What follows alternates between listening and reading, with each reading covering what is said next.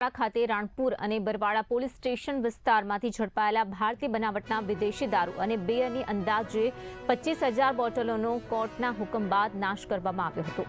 અંદાજે રૂપિયા 1.42 કરોડની કિંમતના દારૂના જથ્થા પર રોલર ફેરવી દેવાયો છે અને નાશ કરી દેવાયો છે। કાર્યવાહી દરમિયાન મોટી સંખ્યામાં દારૂની બોટલોનો નિકાલ કરવામાં આવ્યો હતો। નામદાર કોર્ટના હુકમ બાદ રાણપુર અને બરવાડા તાલુકામાંથી ઝડપાયેલા દારૂના જથ્થાનો નાશ કરાયો છે।